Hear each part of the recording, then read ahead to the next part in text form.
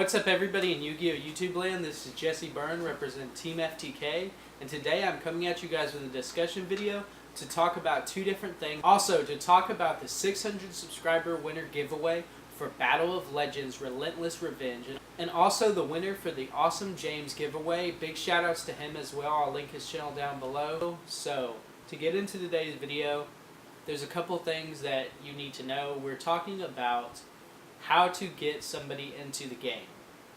So basically that's the first part of this video, is going to be talking about how to get a player into the game, how to get a loved one into the game, etc. How to get, maybe if it's your fiance, if it's your girlfriend, your wife, your best friend, your brother, whoever you want to get into this game, you want to show them the awesomeness that is Yu-Gi-Oh, you want to share the card game with them. Well, I'm going to let you guys know my strategies to get somebody into the game, as well as what decks that you can provide to them, and information if you are trying to get into the game yourself. This video might even help you, because I'm going to be listing some decks after I talk about the different ways to get into the game. That way you can know what style of decks to play and everything else. So starting off, the first thing that you need to do is, if you're trying to get somebody into the game, you need to figure out their interests. If it's somebody that you're close with, you already know their interests. You know, maybe you'll be like, hey, you want to play Warriors. I know you really like playing Warriors whenever we play, you know, Soul Calibur or something like that. I know you like playing, you know, martial artists whenever we play Tekken, anything like that. You can incorporate video games into it in a certain way. If, you know, your friend, your lover, whoever, really likes playing a game with dragons in it, you can be like, oh, hey, you can play dragons, you can play mermaids, you can play warriors, you can play any type of thing in the game. So basically, recently my girlfriend at the time, who's my fiance now, JesseBurn, she was wanting to get into the game with me. She was like, hey, teach me how to play Yu-Gi-Oh! We were just dating at the time, and I was like, okay, sure. Well, what do you like?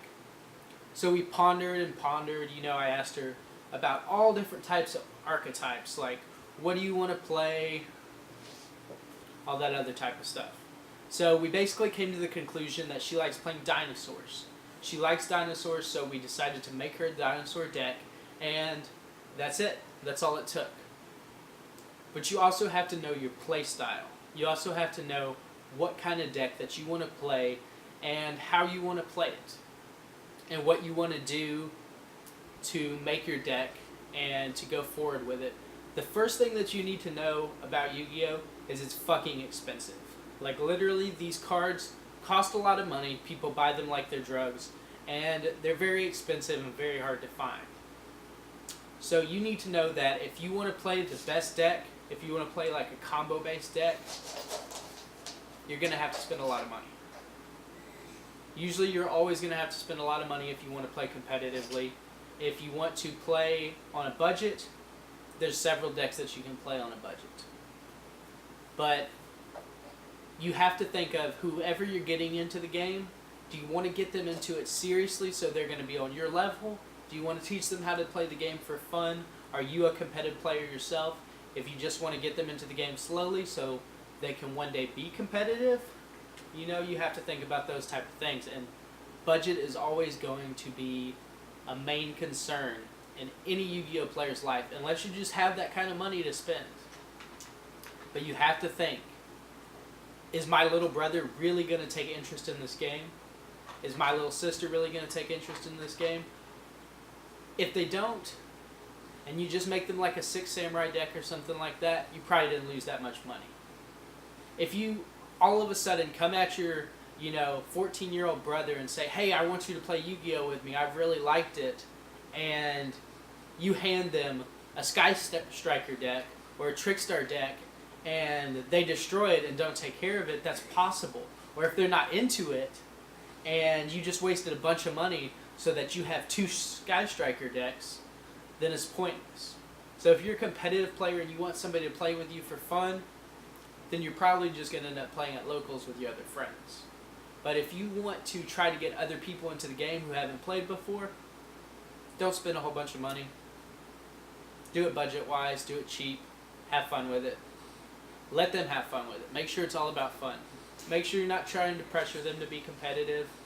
Make sure you're not trying to pressure them to be the next big thing, because nobody who is just learning how to play the game is going to take an immediate interest and say that they're going to be the best at something. 9 times out of 10, they're going to look at these cards and they're going to go, what the fuck does this shit do? I like the art, kinda, but I don't understand this that much. And it's going to take a lot of time.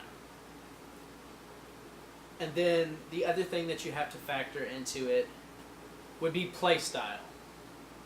So you have to figure out what type of deck these people actually want to play besides from archetype. So say your girlfriend chooses to play Mermails. Okay, if she chooses to play Mermails, you've got to ask her, do you want to win first turn?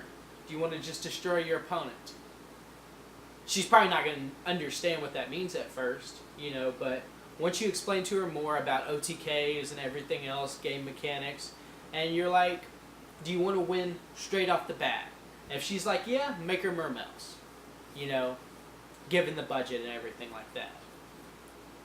If she's like, no, I really want to play, you know, more slow-paced and have fun with the game, you could pick up something like Altergeist. But if you want cheaper options than playing like Mermails and Altergeist, you could give her like a Cubic deck for OTKs, or you could give her like a Yosenju deck for control and stuff like that. But if you are deciding that this is something that you can see long-term happening, playing with whoever you're playing with, then it's going to be okay to invest money over time.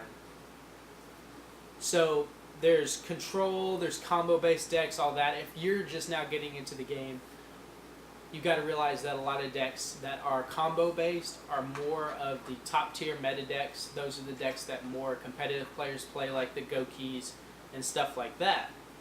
So given a deck like Goki, it's fairly cheap to moderately expensive, but the thing that's going to get you is Link monsters. So if you want to come into this game and you want to be competitive, I would suggest that you pick up something like Gokis.